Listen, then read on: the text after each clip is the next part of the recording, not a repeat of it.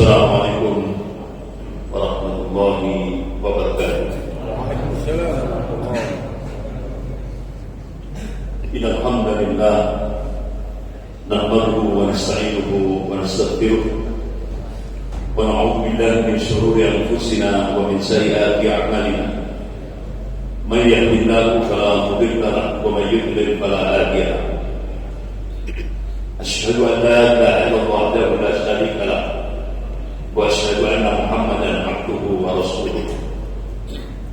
Ya ayyuhalladzina amanu taqullaha haqqa tuqatih wa la tamutunna illa wa antum muslimun.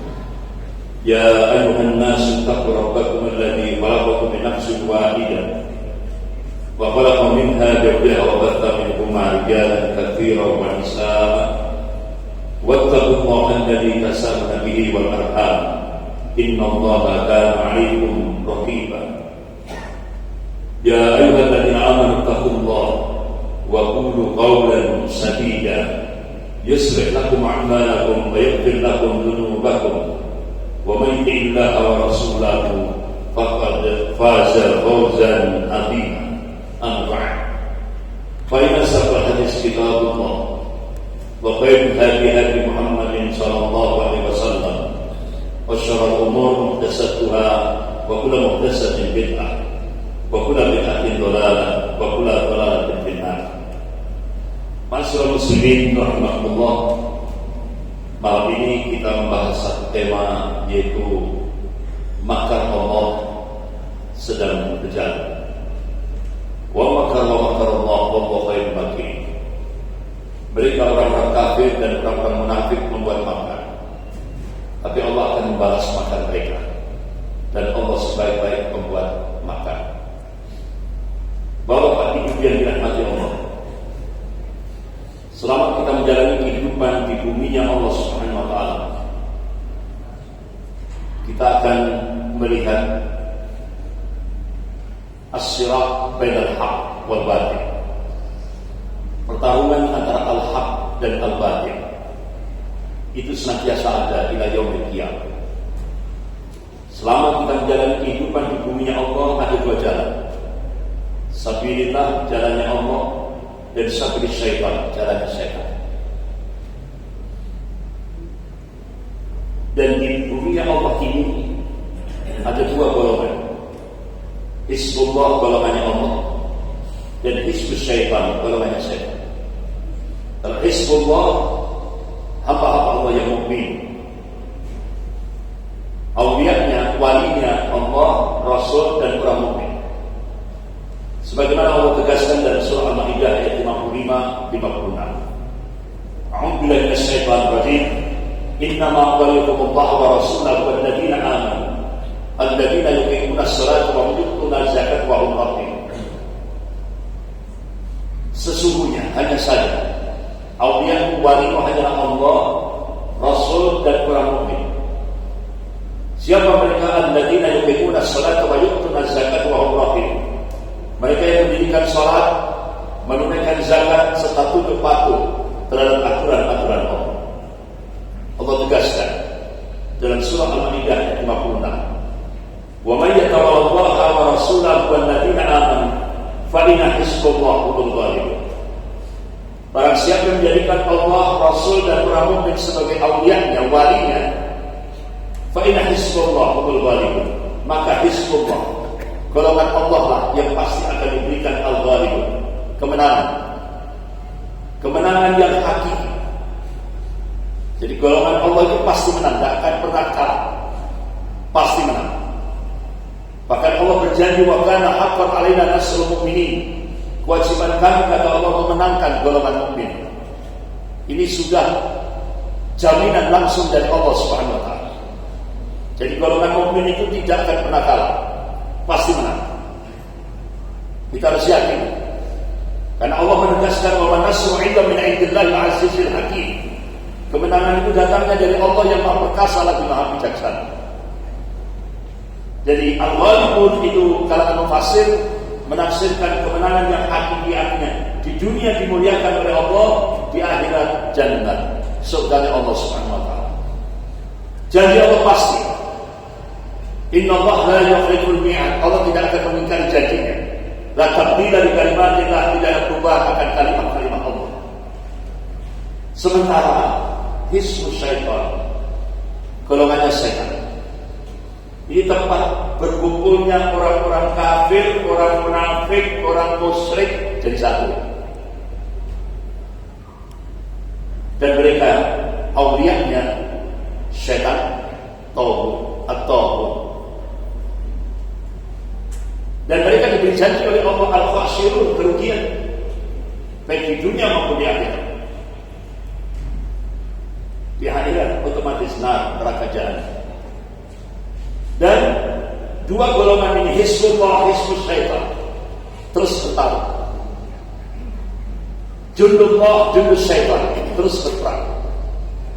Awliyaur Rahman, Awliyaus Syaitan, wali-walinya Allah dan wali-walinya Syaitan, terus berperang. Ila yaumil qiyamah, sampai hari kiamat.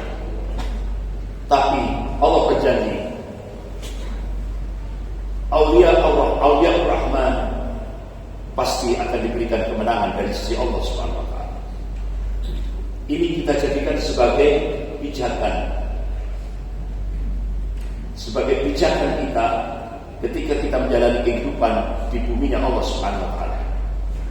Jadi senantiasa ini terus berlangsung. Bagaimana makar Allah dalam lingkup nasional? Kita bisa melihat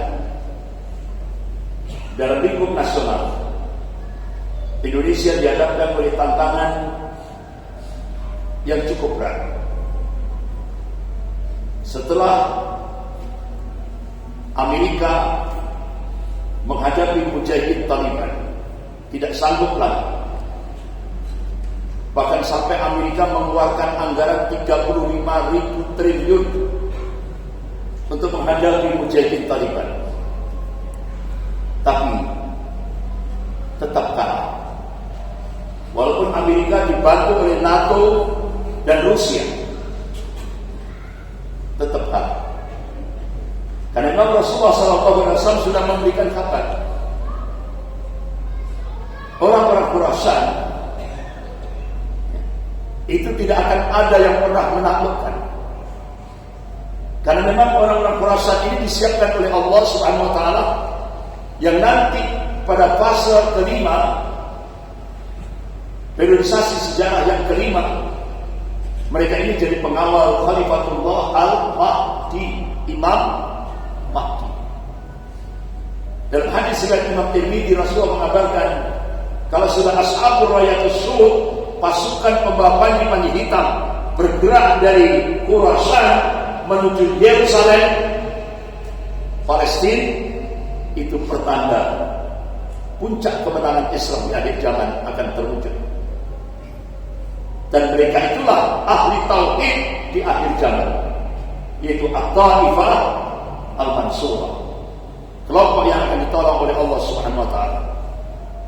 Makanya ketika sahabat bertanya, ya Rasulullah, di mana keberadaan mereka, posisi mereka? Rasulullah memberikan jawaban, qala bi Baitul Maqdis wa ahna bi Baitul Maqdis. Ini hadis sahih rawahu Ahmad. Jadi mereka berada di Baitul Maqdis dan di sekitar Baitul Maqdis. Jadi Imam Mahdi nanti dibaiat di depan Ka'bah. Tepatnya di mana? Rasulullah mengabarkan persis antara Hajar Aswad dan Maqam Ibrahim, di tengah-tengahnya. Nah, pusat pemerintahan Islam global ada di Baitul Maqdis, bukan di Mekah, bukan di Madinah. Jadi pusat kemenangan Islam di akhir zaman Allah takdirkan di Baitul Maqdis, Palestina. Ini yang dikabarkan oleh Rasulullah SAW. Nah, sekarang kembali lagi kepada Indonesia. Maka Allah sedang berjalan di Indonesia. Jadi ketika Amerika sudah melemah, muncul adidaya baru, negara adidaya baru, yaitu Cina. Sehingga Uni Soviet tumbang ketika menghadapi mujahidin Taliban. Amerika sudah mulai tersiap-siap ketika menghadapi mujahidin Taliban. Dan akhirnya, alhamdulillah, apa yang dijanjikan oleh Allah dalam surah An-Nur ayat 55 itu benar-benar nyata. billahi minasyaitonir rajim. Wa'adallahu alladziina aamanu minkum wa 'amilus shalihat la yastakhlifannahum fil ardh kama istakhlafa alladziina min qablihim. Dan sungguh Allah berjanji kepada hamba-hambanya yang aman wa 'amilus shalihat, tauhid wa sunnah. Allah berjanji mereka akan dijadikan oleh Allah penguasa di muka bumi, sebagaimana Allah telah menjadikan orang-orang sebelum mereka berkuasa di muka bumi. Alhamdulillah, 20 tahun peperangan Allah berikan pertolongan terhadap mujahidin Taliban. Jadi sebagai rasa syukur mujahidin Taliban untuk membangun sebuah pemerintahannya tidak pakai national state, tapi mujahidin Taliban pakai Islam state. Islam yang dijadikan sebagai pijakan untuk membangun sebuah negara. Tatbiq syariah. Oleh karena itu, bendera nasional dibuang oleh mujahidin Taliban. Benderanya sekarang diganti, yaitu bendera Ar-Raya. Benderanya Rasulullah SAW. Warna putih, tulisan hitam. La ilaha illallah Muhammadur Rasulullah. Di mana di Indonesia, ya, di Indonesia itu sudah pernah ada tahun 1400 sekian, yaitu pada masa Khalifah Turki Utsmani, memberikan amanah kepada Raden Patak, Kerajaan Demak, diserahkan 2 bendera, satu warna hijau, satu warna ungu, bertuliskan la ilaha illallah Muhammadur Rasulullah, diserahkan pada Raden Patah. Jadi Raden Patah itu diberi amanah untuk menjadi Khalifatullah ing tanah Jawi, di tanah Jawa. Itu Raden Patah.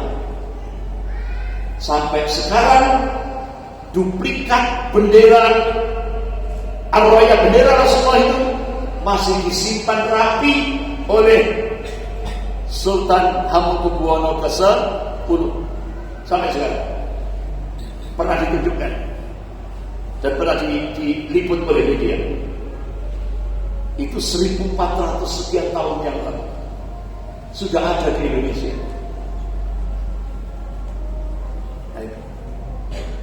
Tapi anehnya bendera Rasulullah dilarang oleh Mabes Polri, ya kan? Dilarang kan? Di seluruh wilayah Indonesia. Nah sekarang kalau kedutaan besar Afghanistan sudah mengibarkan bendera di Jakarta, kira-kira Mabes Polri berani tidak menurunkan di kedutaan besar Afghanistan? Jadi ini karena apa? Islamofobia, kebencian terhadap Islam dari orang Islam sendiri. Ini jadi orang Islam benci sama Islam. Ini semarak di Indonesia ini. Kenapa itu bisa terjadi? Karena dibaliknya ada min amplop bin fulus dan ada jabatan. Ini jabatan. Alhamdulillah.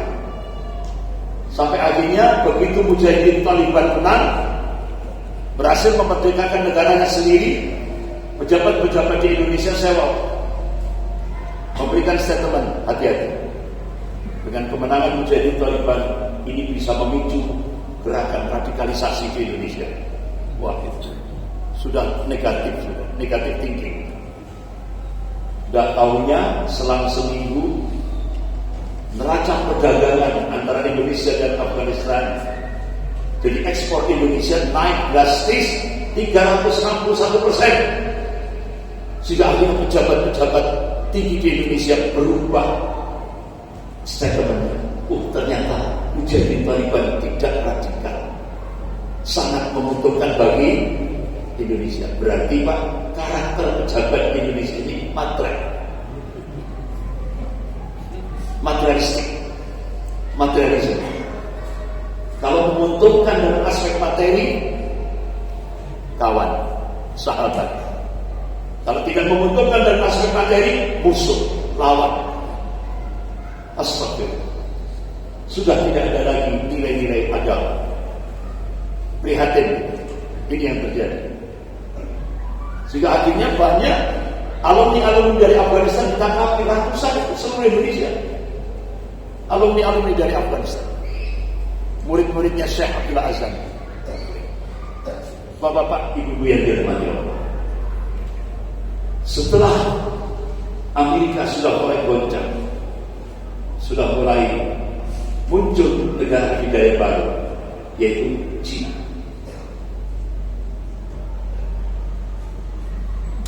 Cina mengembangkan, punya alat baru untuk menjajah negara-negara, negeri-negeri di luar Cina, yang sering disebut dengan OBOR atau One Belt One Road. Jadi proyek One Belt One Road Cina ini diyakini banyak kalangan dapat memberikan kerugian bagi bangsa Indonesia. One Belt One Road dianggap menjadi visi geoekonomis Cina paling ambisius, dengan melibatkan 65 negara dan melingkupi 70% populasi dunia.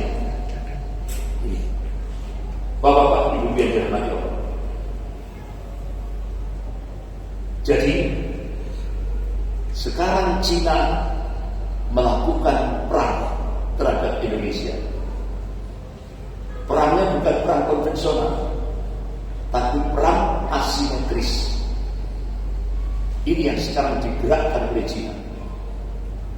Tidak terasa. Sebenarnya kita itu sedang menghadapi peperangan dengan Cina, tapi sangat halus sekali. Karena Cina pakai strategi one country and two system. Jadi sistem negara dengan elaborasi ideologi sosialis, komunis, dan sekuler kapitalis. Dengan kata lain, model perekonomian boleh saja bebas bagaimana kapitalisme berpola mengurai pasar, namun secara politis tetap dalam kontrol negara, jadi Partai Komunis Cina. Artinya apa? Para pengusaha-pengusaha Cina boleh membuka ladang-ladang investasi ke negara-negara lain, tapi syaratnya harus ada backup dari tentara merah. Dan ini sudah terjadi di Indonesia. Bapak-bapak, ibu yang dirahmati Allah, bagaimana konspirasi mafia Taiwan dan komunis Cina? Mafia Taiwan itu 9 naga, atau kalau bahasa akademiknya oligarki. Sampai-sampai Dr. Rizal Ramli ketika melakukan gugatan ke Mahkamah Konstitusi tentang siapa calon pemimpin Indonesia ke depan, ditolak oleh Mahkamah Konstitusi. Karena apa? Siapa yang akan menjadi calon pemimpin Indonesia ke depan itu sudah di kantongnya oligarki, sudah di kantongnya 9 naga. Jadi umat Islam yang mayoritas ini dipaksa untuk menjadi minoritas, dipaksa untuk menjadi tamu di rumahnya sendiri, tidak lagi sebagai subjek, tapi sebagai objek. Itulah yang terjadi. Jadi bapak-bapak yang dirahmati Allah, inilah yang diungkap, yang diingatkan oleh Rasulullah SAW 1443 tahun yang lalu. Kalau Rasulullah SAW yusiku antada alaikumul umamu min kulli kufur. Hampir-hampir umat-umat kafir, kata Rasulullah, saling ngajak-ngajak untuk menyerang kalian min kulli kufur, dari segala arah dan segala penjuru. Kama tada al-akalatul al-qas'ati, kalian seperti makanan qas'ati, itu kan mangkok kecil. Kalian seperti makanan di atas mangkok kecil yang jadi rebutan orang-orang yang lapar. Sahabat tanya, "Kuna ya Rasulullah, amin kilatin binatahmu yawma ini." Apakah posisi kami pada saat itu minoritas? Jumlah kami sedikit? Lah, tidak, kata Rasulullah. Bal antum yawma idin katsir, kalian mayoritas, jumlahmu banyak. Walakinnakum qudza'u taqudalit taib, tapi kualitasmu seperti kuning.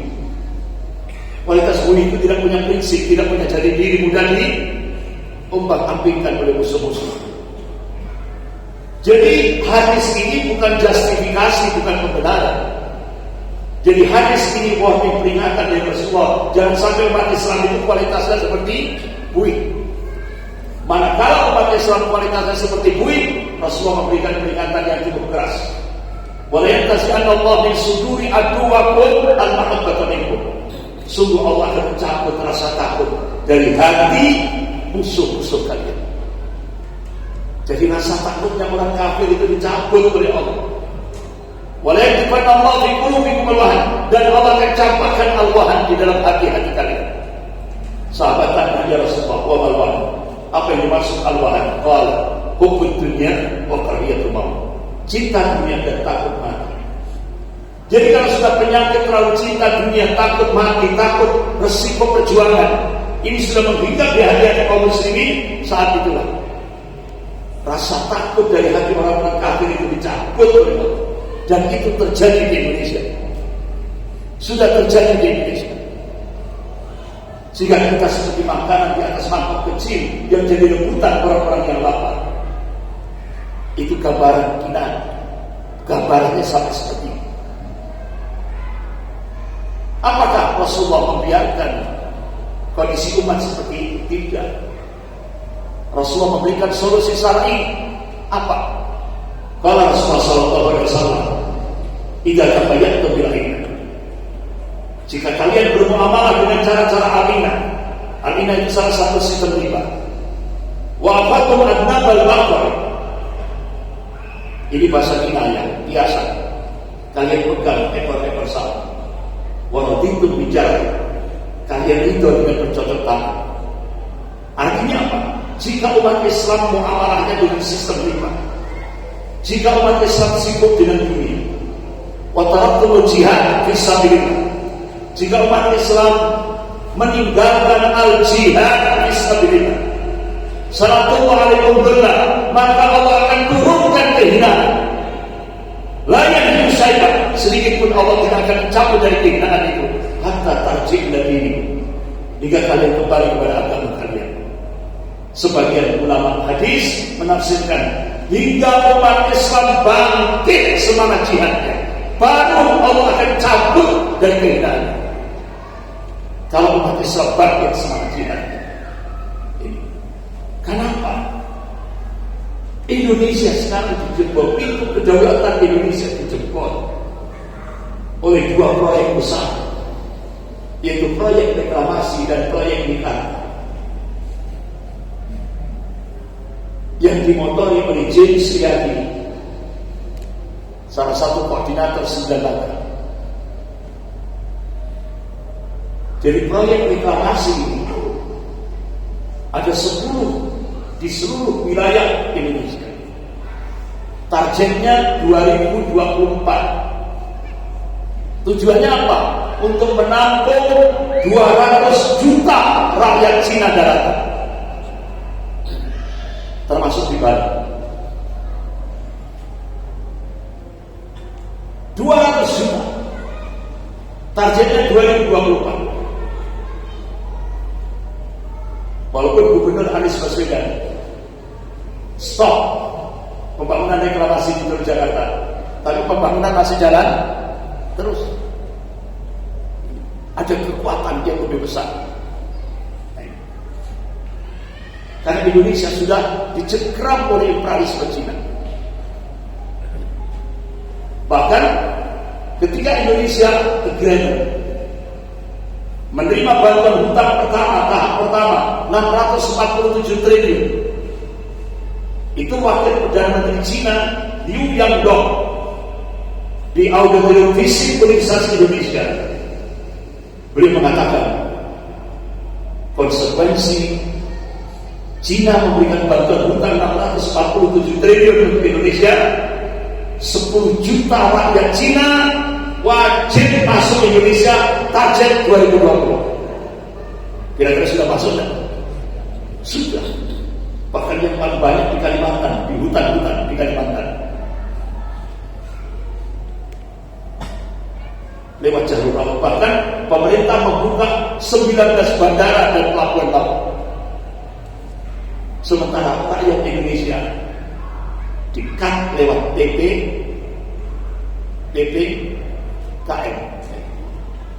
Gak boleh keluar dari kan. Sementara rakyat Cina berbondong-bondong menuju Indonesia. Dan itu mereka bukan rakyat, bukan buruh. Mereka tentara merah. Tentara merah. Bahkan bapak-bapak ibu yang dirahmati Allah terbongkar sudah. Jadi ternyata proyek Mekarta itu adalah grand design Cina untuk mengintegrasikan Indonesia ke dalam cakupan wilayah ekonomi Cina. Ini yang sangat membahayakan. Yang dimontori oleh bapaknya James Riyadi, yaitu Mokhtar Riyadi, Lipo Group. Makanya kata Pak Mokhtar Riyadi, Lipo itu singkatannya lama-lama Indonesia milik UI. Lipo, lama-lama Indonesia milik UI. UI itu kan aku. Jadi kenyataan apa belum? Jadi kenyataan. Bapak-bapak ibu yang dirahmati Allah. Bahkan Ahok sudah dipersiapkan untuk jadi RI 1 2024. Makanya sekarang dikembangkan Islam Nusantara. Sampai di launching fikih Islam Nusantara. Jadi fikih Islam Nusantara itu ada 3 yang paling krusial isinya. Yang pertama, bolehnya memilih pemimpin kafir dan mentaati pemimpin kafir. Tujuannya untuk padahal dalam surah Al-Nisa ayat 144 Allah tegaskan, A'udzubillahi minasyaitonir rajim.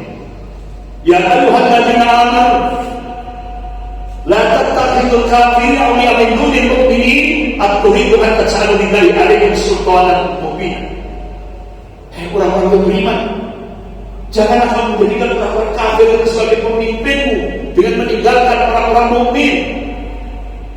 Inginkah kalian mengadakan satu alasan yang nyata bagi Allah untuk menyiksamu sampai seperti itu? Allah tegaskan. Tapi sekarang kita dipaksa lewat Islam Nusantara ini. Kita dipaksa untuk menerima pemimpin kafir dan mentaati pemimpin kafir. Mau enggak kita? Mau enggak?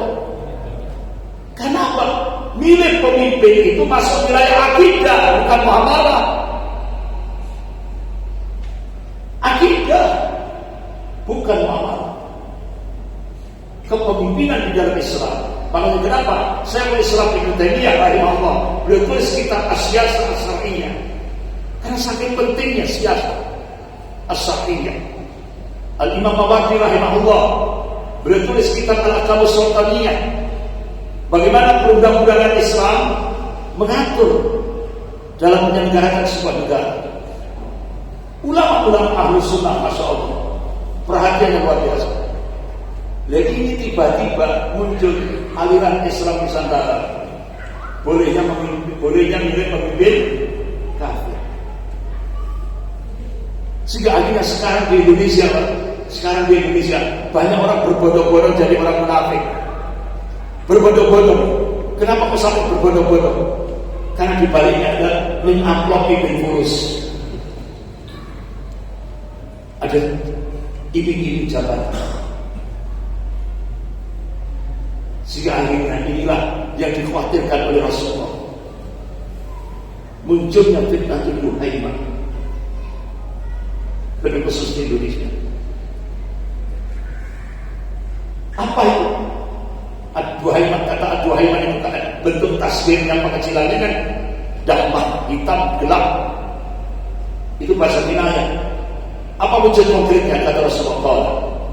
Kalau Rasulullah SAW yusbihu rajulun mu'minan wa yumsi kafiran atau yumsi mu'minan wa yusbihu kafiran yabi'u dinahu bi aradin dunya.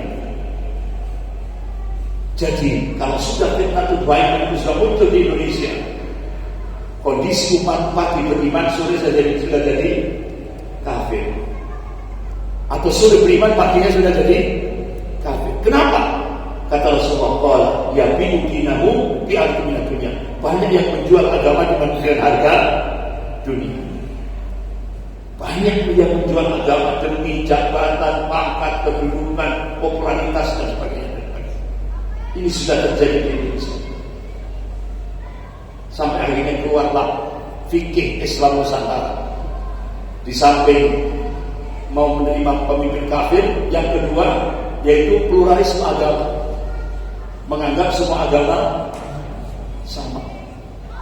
Rusak sudah akidah. Kemudian yang ketiga yaitu membangkitkan kembali kearifan budaya lokal. Budaya syirik akan dibangkitkan kembali. Di Jawa, Semarang luar biasa.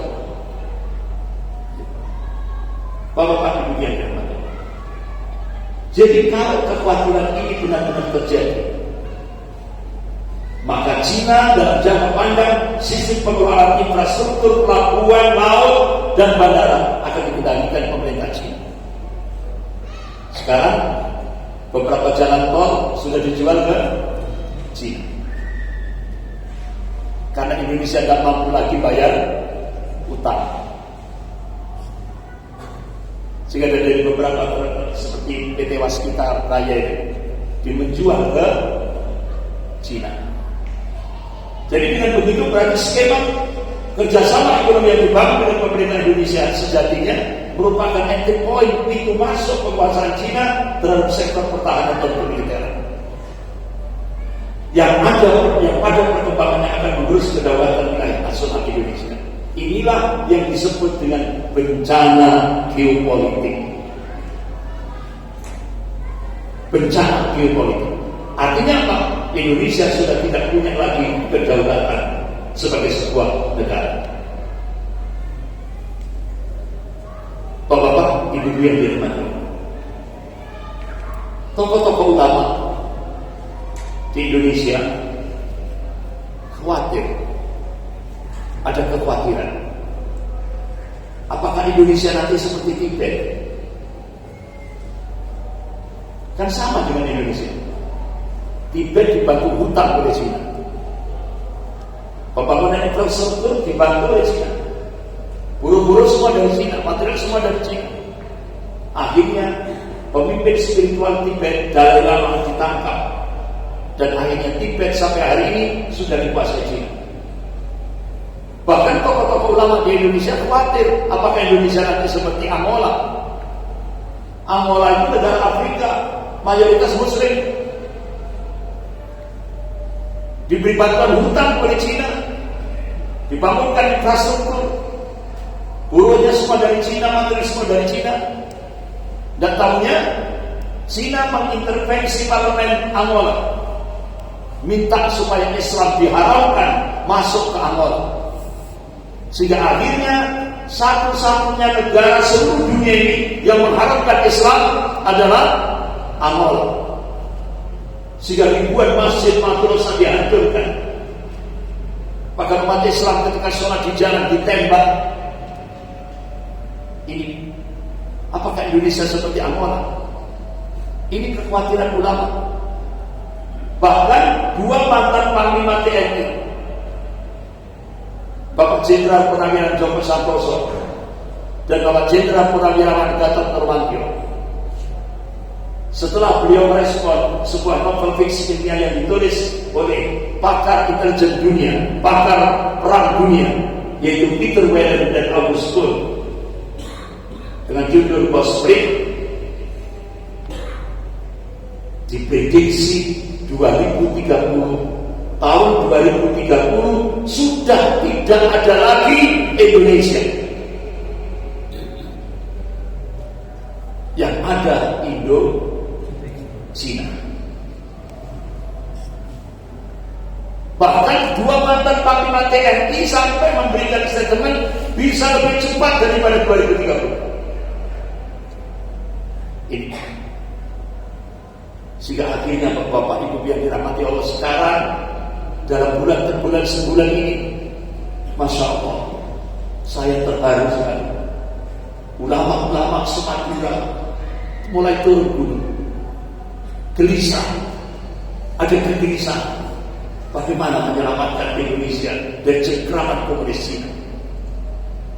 Ulama-ulama Jawa Timur, ulama-ulama Jawa Tengah, ulama-ulama Jawa Barat, dan ulama-ulama di beberapa tempat yang lain sudah mulai turun gunung.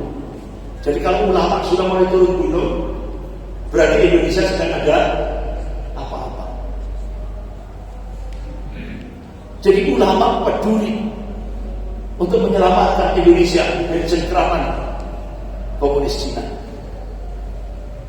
Bapak-bapak Ibu yang dirahmati Allah. Ada. Ini masuk jauh ke panjang pasti. Iya. Iya. Sekitar 10 nggak Bapak? Iya. Iya. Bapak-bapak Ibu yang dirahmati Allah.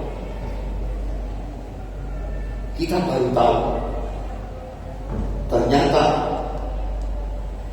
tahun 1986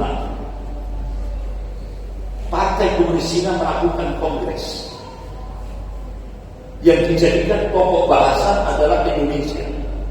Tahun 1986. Jadi Partai Komunis Cina sudah godok Indonesia. Hasil daripada kongres itu ada 3 hambatan Cina, hambatan terbesar Cina untuk melakukan penetrasi ke Indonesia. Yang pertama, regulasi dan doktrin anti komunis. TAP MPRS nomor 25 tahun 66, Undang-Undang nomor 27 tahun 1999. Yang kedua, positioning Pancasila sebagai musuh komunis. Ada dua.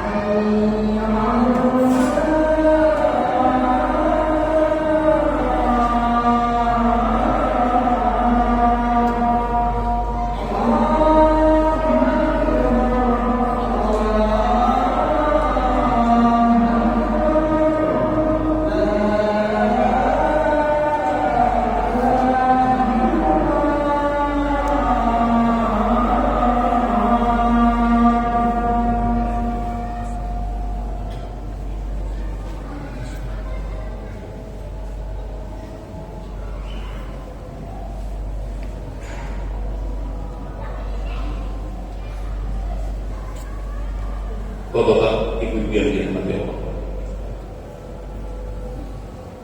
salah satu dari ini 3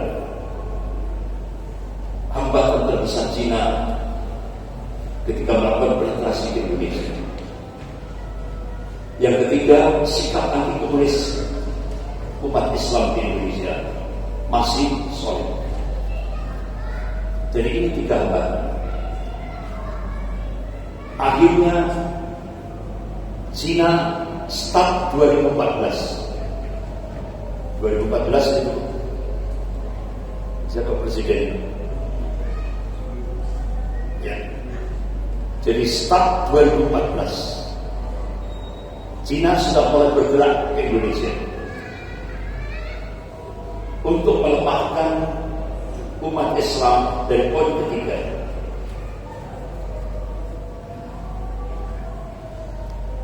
Bagaimana caranya? Cina menciptakan stigma Islam radikal. Jadi Islam radikal itu hanya hantu yang sengaja diciptakan oleh Cina untuk menempatkan umat Islam di Indonesia menjadi musuh nomor 1. Gitu.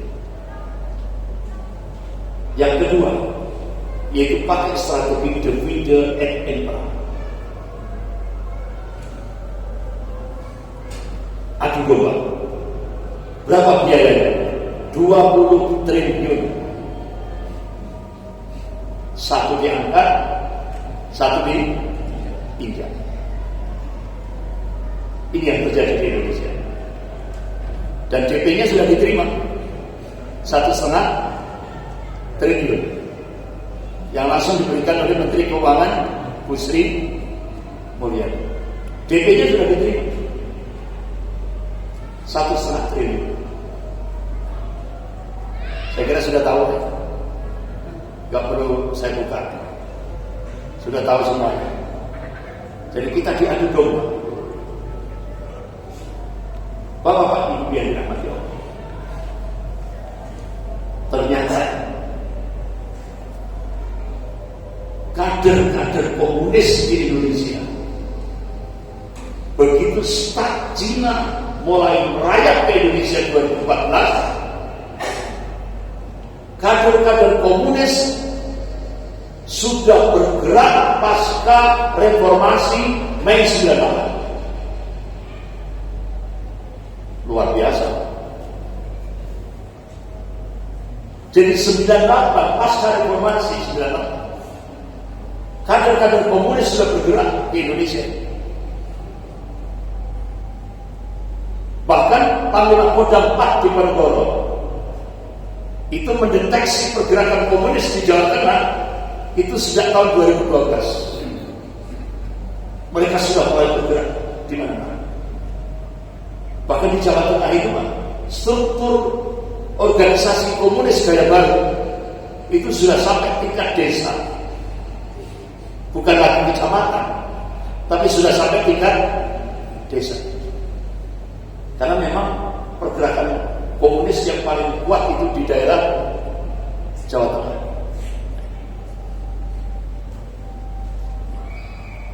Akhirnya bapak-bapak ibu yang dirahmati Allah,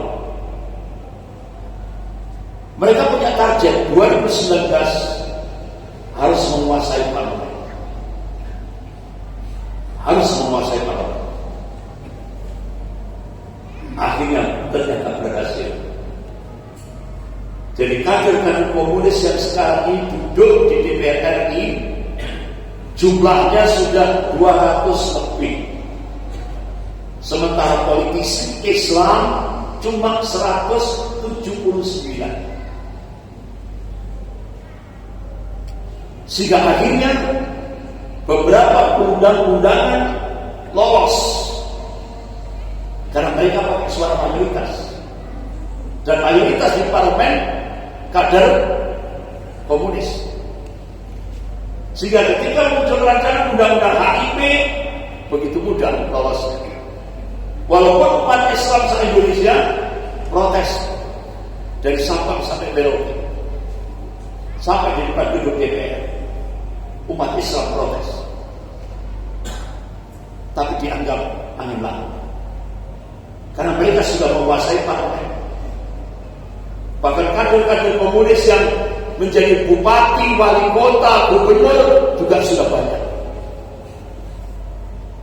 Bahkan Profesor Salim Said, guru besar ilmu politik dan militer Universitas Indonesia,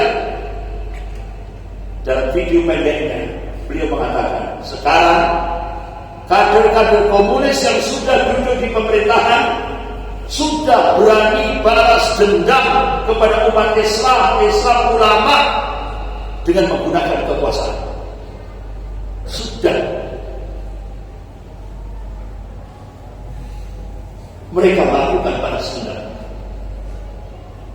Makanya jangan kaget, koruptor dengan ulama di Indonesia lebih mulia koruptor. Ini balas dendam kader-kader komunis yang sekarang duduk di pemerintahan. Jadi koruptor itu lebih mulia daripada ulama di Indonesia sekarang. Kalau koruptor masa tahanannya cuma 2 tahun, dipotong sampai 2 tahun. Sementara ulama padahal prokes dan dendanya sudah dibayar 50 juta, masih diseret-seret ke pidana sampai akhirnya dihukum 4 tahun penjara. Makanya sampai guru besar ilmu hukum Universitas Diponegoro sampai memberikan statement, sudahlah bubarkan itu fakultas hukum karena tidak ada fungsinya di Indonesia. Jadi ilmu hukum itu sudah tidak ada artinya di Indonesia. Jadi sekarang Indonesia bukan negara Reichstag, tapi negara Maksar. Bukan negara hukum, tapi negara kekuasaan. Artinya hukum milik penguasa. Makanya suka-suka saja.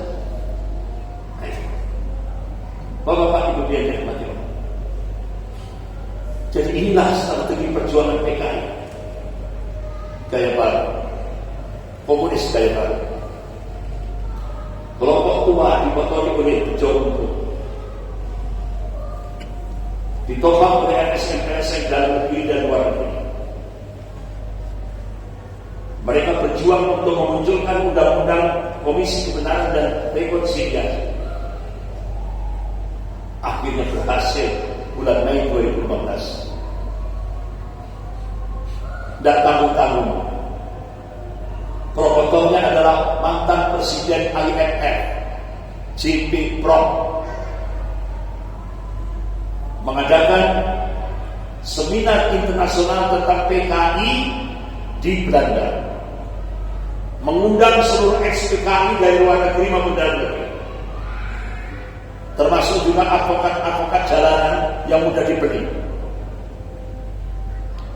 Akhirnya bulan April 2015 pemerintah dipreser, ditekan oleh Belanda sehingga loloslah undang-undang Komisi Kebenaran dan Rekonsiliasi.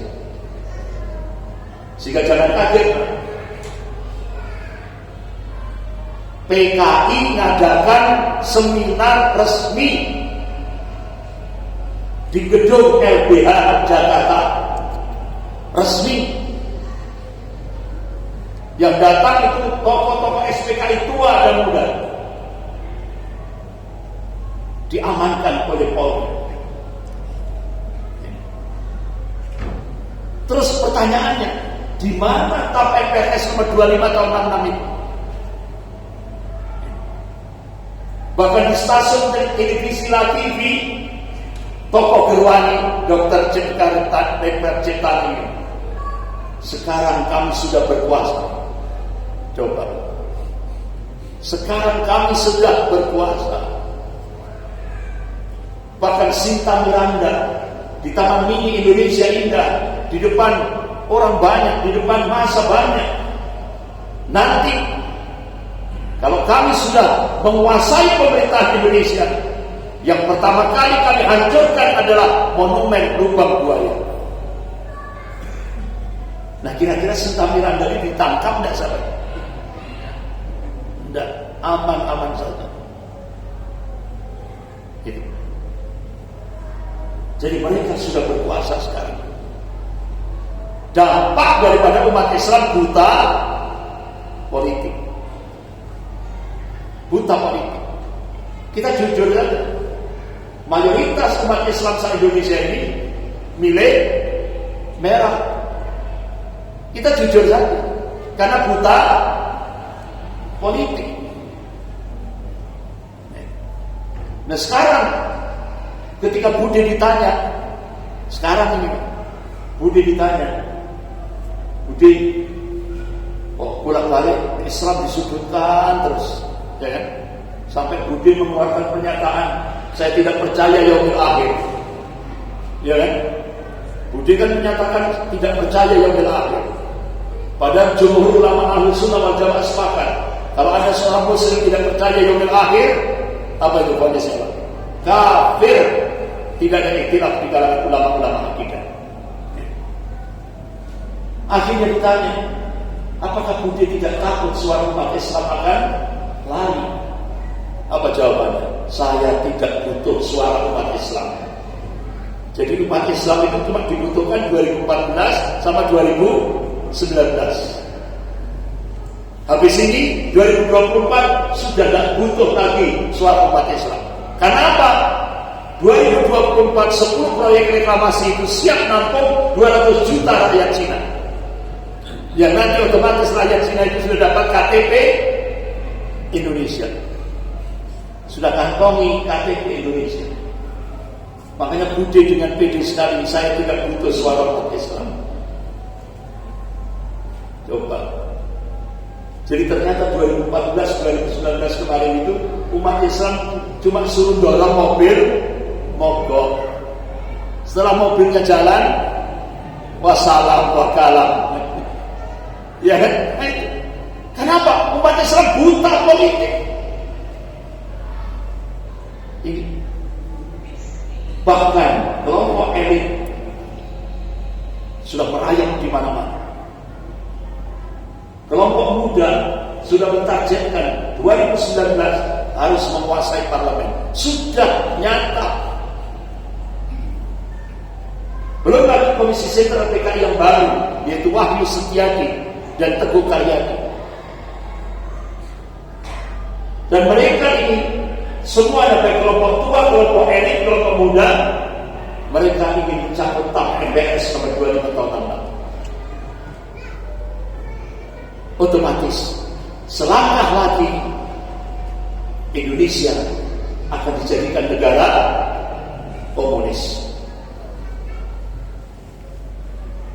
Jadi hambatan pertama sudah dijebol dengan undang-undang HIP. Ini rekam jejaknya PKI Gaya Baru. Mulai dari 98 pasca reformasi, 2012, 2013, 2014, 2016 sampai launching 2020, mereka menggolkan rancangan undang-undang HIP. Sehingga akhirnya rancangan undang-undang HIP diserahkan kepada pemerintah. Ternyata pemerintah hanya mengganti casingnya saja. RUU HIP diganti RUU BP-IP. Isinya sama. Isinya apa? Ini bahayanya rancangan undang-undang HIP. Isinya mengadopsi manifesto PKI sebagai ideologi negara. Karena Indonesia tercengkeram oleh imperialisme Cina.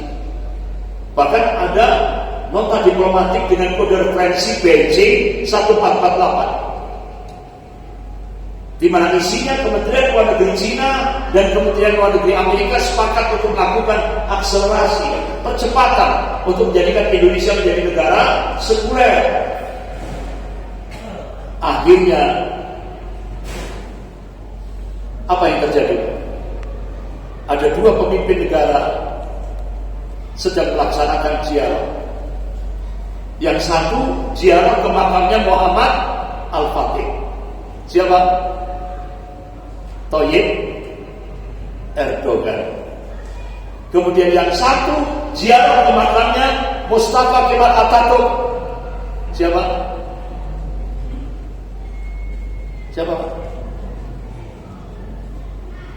Pak Mukidi.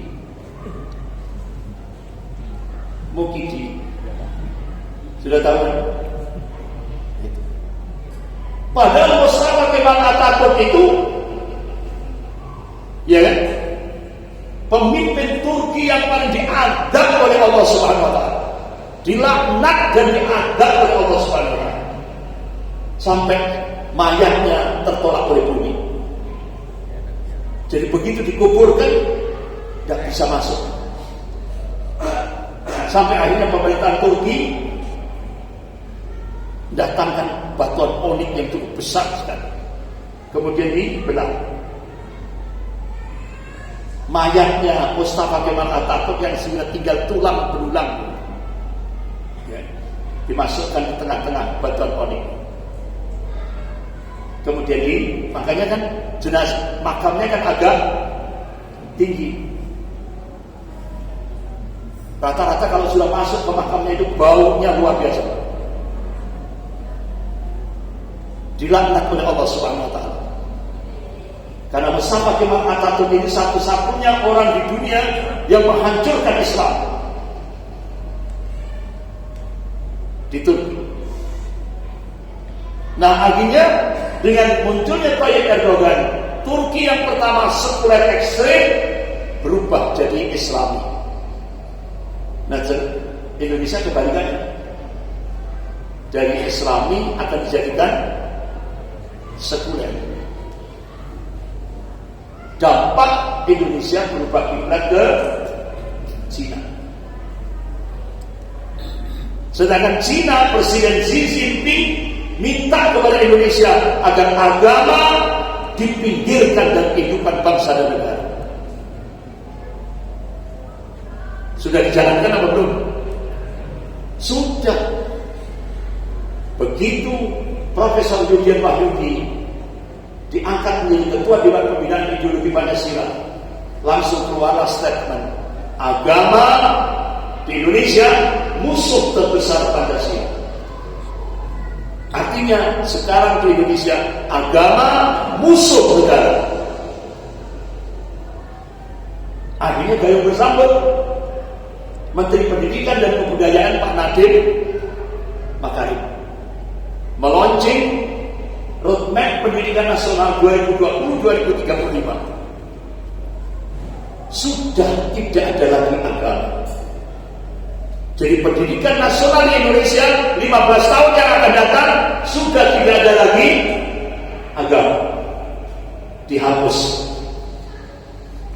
Akhirnya pimpinan pusat Muhammadiyah dan pimpinan Majelis Ulama Indonesia Pusat bertanya langsung pada Mendikbud, apakah 15 tahun yang akan datang generasi Indonesia akan dijadikan generasi ateis, komunis, anti Tuhan, anti agama?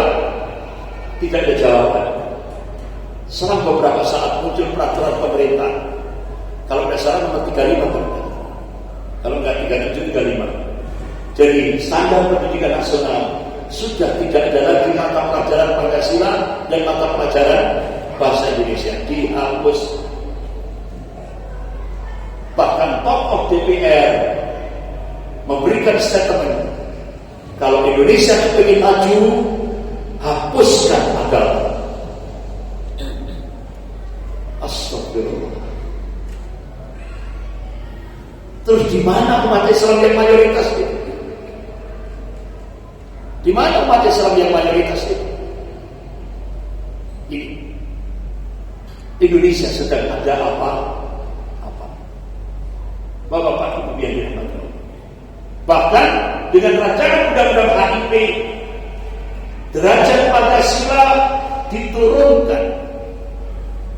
Kalau dulu Pancasila sebagai sumber segala sumber hukum, nah dengan rancangan undang-undang HIP, Pancasila dijadikan sekelas undang-undang biasa, sumber segala sumber hukum sekarang presiden. Itu. Yang ketiga, dasar negara Indonesia yaitu Pancasila akan dirubah menjadi Trisila dan Ekasila ala komunis. Yang keempat, ketuhanan yang Maha Esa yang dipahami oleh ulama-ulama yaitu tauhid akan diganti menjadi ketuhanan yang berkebudayaan syirik. Kemudian yang kelima, bahayanya RUU HIP mengkerangkeng Pancasila dalam tafsir tunggal Pancasila PKI. Nah, Bapak-bapak Ibu yang dirahmati Allah, sehingga akhirnya beberapa tokoh-tokoh nasional yang berkumpul dalam forum kedaulatan NKRI datang ke Badan Intelijen dan Keamanan Mabes Polri. Beliau menyampaikan, tokoh-tokoh nasional ini menyampaikan, sangat berbahaya sekali kalau paham komunis masuk ke partai yang berkuasa. Sangat membahayakan negara. Bahkan sekarang realitasnya koruptor dan komunis bersahabat erat. Mereka bekerja sama gotong royong untuk menghancurkan Pancasila. Ini. Makanya sekarang koruptor lebih mulia daripada ulama di Indonesia. Coba kalau koruptor yang BLBI yang merampok triliunan rupiah itu dia kan, triliunan. Begitu turun dari pesawat yang nyambut siapa? Menteri. Tangannya diborgol apa enggak? Enggak. Sementara ulama, padahal salahnya cuma prokes, kerumunan, ya kan? Diborgol, bahkan siap ditembak oleh, ya kan? Ya kan? Diperlakukan seperti penjahat. Inilah yang terjadi di Indonesia. Oleh karena diselamatkan agama dan negara dari paham komunisme. Alhamdulillah, Bapak-bapak Ibu yang dirahmati Allah, ulama-ulama Madura, se-Madura Raya, ulama-ulama Jawa Timur, ulama-ulama di Jawa Tengah, Jawa Barat, dan beberapa kawasan yang lain sekarang sudah mulai turun gunung. Mereka peduli bagaimana menyelamatkan Indonesia, bagaimana menyelamatkan agama dan negara ini dari cengkraman partai komunis. Makanya ketika pertemuan ulama-ulama se-Madura Raya, saya ditanya, Ustaz, kira-kira apa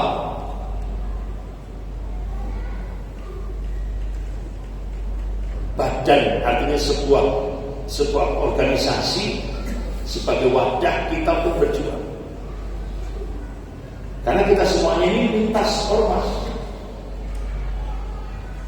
Jadi yang hadir waktu itu ratusan kiai, kiai sepuh, kiai muda, semua lintas ormas dari berbagai ormas Islam, duduk bersama ingin menyelamatkan agama dan negara dari paham komunisme. Akhirnya saya menyampaikan, para masyayikh, jangan mengandalkan pusat, karena pusat sudah dekat. Ulama-ulama di pusat sudah banyak yang dijebloskan ke penjara. Tokoh-tokoh nasional di pusat sudah banyak dijebloskan ke penjara. Bangun kepemimpinan ulama daerah secara kolektif. Alhamdulillah diterima oleh ulama-ulama Madura. Bangun kepemimpinan ulama daerah, tapi organisasinya model kolektif, ya. Kolektif, kepemimpinan kolektif. Dan itu sangat strategis dan sangat masalah untuk umat. Nah, kemudian saya ditanya lagi, kira-kira apa programnya? Kita itu waktunya sedikit. 2024 itu kan tinggal 3 tahun. Akhirnya saya sampaikan 5 program. Program yang pertama, ya.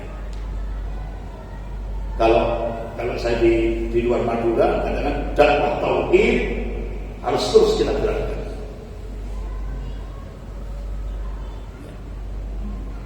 Harus terus kita gerakkan. Yang kedua, jadikan pesantren-pesantren kita, madrasah kita, lembaga pendidikan Islam kita menjadi sangat strategis untuk membangkitkan semangat Syafatul Islamiyah. Yang ketiga, bangun as-siyasah as-syar'iyyah. Artinya apa? Ayo umat ini jadikan melek politik, jangan sampai buta politik. Melek politik. Kenapa? Kiai Haji Ahmad Dahlan, Allahumma yarham, pendiri Perserikatan Muhammadiyah, pernah memberikan peringatan. Kalau umat Islam Indonesia ini buta politik, apa yang terjadi di Andalusia itu akan terjadi di Indonesia. Habis, tidak tersisa. Itu. Kemudian yang keempat, iktisadiyah Islamiyah. Bangun kekuatan ekonomi umat. Dari mana? Masjid. Lewat apa? Kekuatan jamaah. Kemudian yang kelima, bangun laskar Islam. Bangun laskar Islam. Loh, ulama-ulama Madura kaget. Loh kok laskar Islam itu kok militer? Akhirnya saya kasih tolong. Begini para masyayikh, Presiden sudah menandatangani undang-undang ekstremisme. Kapolri kayu bersambut akan menciptakan Pam Swakarsa di seluruh provinsi di seluruh Indonesia. Ini yang menjadi kegelisahan tokoh-tokoh ulama di Indonesia. Kalau ini terjadi, ke depan umat Islam akan saling bunuh satu dengan yang lain. Ini bahayanya seperti ini. Makanya Prof. Amin Rais minta kepada Kapolri yang baru, yang orang Katolik ini, jangan diteruskan, karena nanti otomatis ke depan umat Islam akan saling bunuh. Itu. Makanya kenapa bangun laskar Islam, supaya masing-masing menjaga supaya tidak mudah diadu domba, saling menjaga. Nah, ini yang akhirnya beberapa ulama-ulama Madura menerima itu. Ya, alhamdulillah. Bapak-bapak, ibu yang dirahmati Allah. Nah, kira-kira apa bentuk makarnya Allah? Kalau tadi saya gambarkan seperti itu tadi, belum lagi yang poin kedua, dijebol lewat undang-undang Omnibus Law. Jadi undang-undang Omnibus Law itu undang-undang yang lebih jahat daripada penjajahan Belanda. Salah satu di antaranya di dalam undang-undang Omnibus Law yang sudah disahkan oleh DPR itu salah satunya mereka ingin intervensi pesantren. Jadi nanti ke depan penjara di Indonesia itu paling banyak diisi oleh para kiai. Kenapa? Karena dalam undang-undang Omnibus Law setiap pesantren walaupun itu di daerah pelosok wajib lapor ke pusat Jakarta.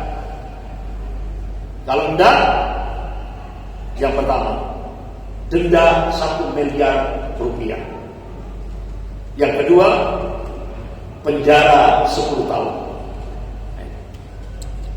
Terus saya bayangkan, ini kiai-kiai yang ada di pelosok, jangankan ke Jakarta, ke pusat kota saja itu masih mikir biayanya berapa, bagaimana akomodasinya. Ini ke Jakarta yang mereka belum tahu bagaimana seluk-beluk administrasinya. Makanya kalau undang-undang Omnibus Law ini benar-benar diterapkan di Indonesia, jadi nanti ke depan banyak isi penjara itu adalah para kiai, bukan kalangan kriminal, tapi para kiai. Ini yang harus diantisipasi. Alhamdulillah. Makanya kenapa sekarang ini ulama-ulama seluruhnya sudah mulai turun memprotes undang-undang yang akan intervensi pada pesantren. Jadi pendidikan nasional agamanya sudah dihapus, mereka ingin intervensi ke pesantren. Ini tidak lepas daripada kekuatan imperialisme Cina yang ingin menggeser agama dan kehidupan berbangsa dan bernegara. Nah, Bapak Ibu yang dirahmati Allah, tugas kita masih berat. Nah, tapi alhamdulillah, wa makarallahu khairul makirin. Mereka membuat makar, tapi Allah balas makar mereka, dan Allah sebaik-baik membuat makar. Sekarang di Cina, pengusaha-pengusaha besar Cina sudah mulai rontok, collect. Ini otomatis berimplikasi berdampak ke Indonesia. Kita belum bayangkan Cina yang kekuatan ekonomi kuat seperti itu, pengusaha-pengusaha besarnya bisa collect. Ini kalau tidak makarnya Allah tidak bisa. Kalau Allah cukup goy, payah. Berarti Allah masih cinta pada umat Islam Indonesia. Allah masih cinta.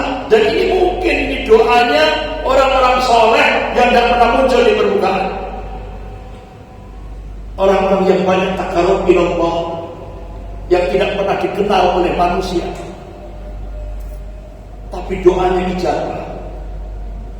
Alhamdulillah Allah masih menyelamatkan umat Islam di Indonesia ini. Makanya pada saat di Madura itu saya katakan, nanti kalau berita ini benar, tolak ukurnya lihat nanti bagaimana MOU pembangunan kereta cepat Jakarta Bandung. Kalau berubah MOU-nya, berarti berita itu benar. Ternyata pembangunan kereta api cepat Jakarta Bandung berubah MOU. Jadi sekarang yang awalnya MOU-nya semua pembiayaan dari pengusaha Cina, sekarang pemerintah kebebani. Jadi diambilkan dari APBN. Karena pengusaha-pengusaha besar Cina sudah mulai kolek. Dan nanti ini akan berdampak Ipolisospun Hankam. Ini sudah makar Allah sedang berjalan. Alhamdulillah, kita bersyukur kepada Allah. Umat Islam, kenapa? Selangkah lagi Indonesia itu maju dijadikan negara komunis. Selangkah lagi. Tapi alhamdulillah ternyata Allah memberikan pertolongan. Jebol Cina, pengusaha-pengusaha besarnya sudah mulai kolek. Dan ini berdampak bagi Indonesia. Tinggal tunggu tanggal main.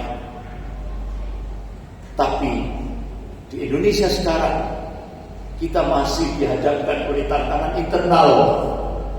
Jadi sebenarnya musuh kita itu kan bukan kekuatan orang-orang kafir, tapi paling banyak dari dalam. Apa statementnya Profesor Mahfud MD? Dakwah kita mengindonesiakan Islam, bukan mengislamkan Indonesia. Berarti Pak Mahfud mengatakan Islam ini belum sempurna, sehingga perlu diindonesiakan, sehingga dimunculkan aliran Islam Nusantara. karena dianggap Islam masih belum sempurna. Nah terus Yaumul Jum'ah, saat Rasulullah berada di padang Arafah, beliau di atas kurtanya, turun ayat terakhir, wahyu yang terakhir. Al-yawma akmaltu lakum dinakum wa atmamtu alaikum nikmati wa raditu lakum Islam dinan. Pada hari ini telah kusempurnakan agama bagimu, telah kucukupkan nikmatku untuk wa raditu lakum Islam dinan, dan telah kuridhoi Islam ini sebagai agama. Sejak saat itu Islam sudah sempurna. Tapi menurut Pak Mahfud MD, Islam belum sempurna. Makanya dibuatlah Islam Nusantara. Sampai dibikin juga fikih Islam Nusantara. Jadi tantangan kita masih ada. Belum lagi perjalanan resmi Kiai Haji Khalil Yahya Stakuf ke Israel. Bahkan sampai pernyataan resmi Kementerian Luar Negeri Palestina mengutuk kehadiran delegasi NU di Israel yang dimotori oleh Kiai Haji Yahya Khalil Stakuf, yang beliau ini akan dijadikan kandidat ketua PBN yang akan datang. Akhirnya Profesor Said Agil Siraj mengklarifikasi. Jadi keberangkatan Sekjen PBNU ke Israel itu bukan atas nama PBNU, tapi atas nama pribadi. Nah akhirnya Bapak-bapak, Ibu yang dirahmati Allah, sekarang kan zaman digital. Jadi era digital itu sadis, Pak. Kenapa kok sadis? Jejaknya itu tidak bisa dihapus. Sadis. Dan tahunya begitu dibuka, klik, muncul 2 undangan resmi dari pemerintah Israel. Satu berbahasa Ibrani, satu berbahasa Inggris. Ternyata pemerintah Israel mengundang Kiai Haji Yahya Khalil Stakuf itu atas nama Sekjen PBNU, bukan atas nama pribadi.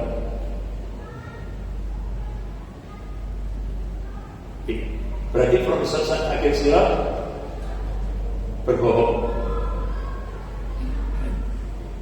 Ini undangan resminya. Jadi kerjasama antara NU dan Israel, sehingga nanti setelah muncul Islam Nusantara akan muncul lagi Zionis Yahudi Nusantara. Ini tantangan kita ke depan. Jadi akhirnya Sekjen PBNU diterima oleh Presiden Israel resmi, dan diterima oleh Perdana Menteri Israel Benyamin Netanyahu. Ini Kiai Haji Yahya Khalil Stakuf.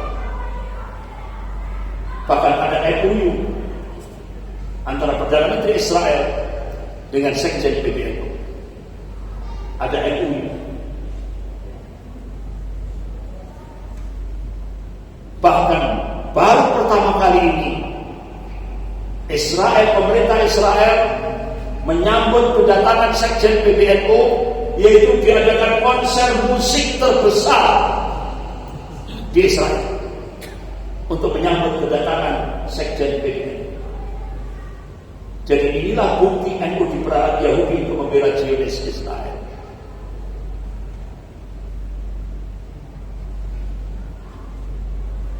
Sehingga akhirnya tokoh-tokoh Palestina marah. Kenapa? Otomatis kedatangan Sekjen PBNU itu dijadikan legitimasi oleh Israel untuk menjajah Palestina.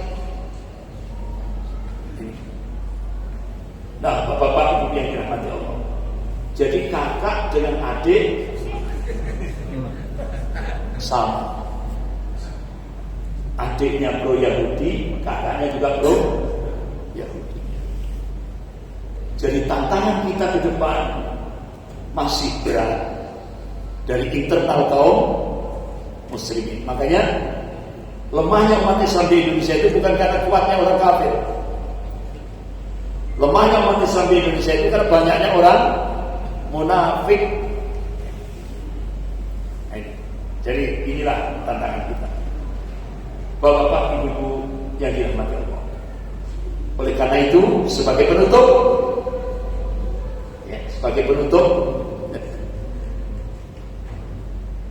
ayo umat ini dicerahkan. Jadi sebelum nanti muncul tantangan ini tadi, ayo jamaah, minim jamaah, ya kan?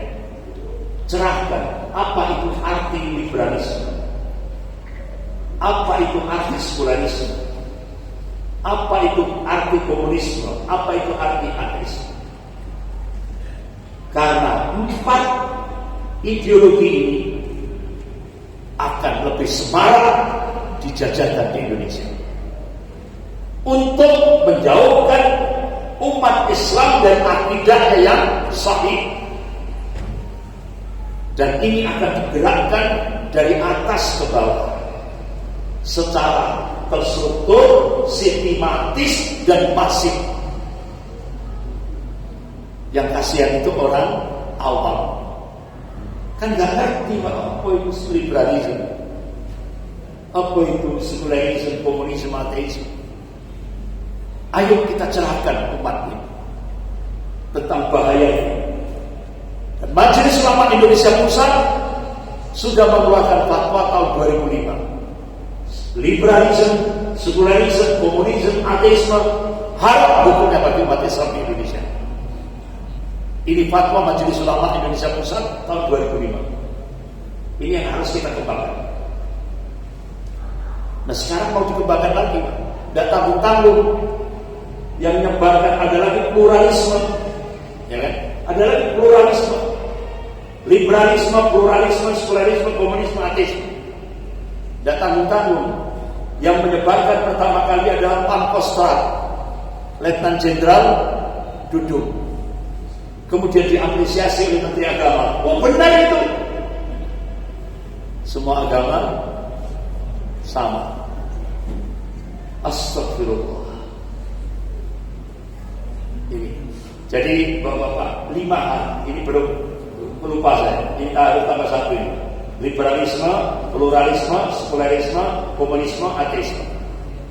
Ini harus disampaikan di tengah-tengah umat supaya umat tahu, tidak dikadali terus, supaya umat terselamatkan akidahnya. Jadi tantangan ke depan adalah tantangan akidah. Saya kira itu dulu, lebih kurangnya saya mohon maaf. Saya akhiri, astagfirullahaladzim, subhanakallahumma wa bihamdik, asyhadu an la ilaha illa anta astaghfiruka wa atubu ilaik, wa billahi taufiq wal hidayah. Wassalamualaikum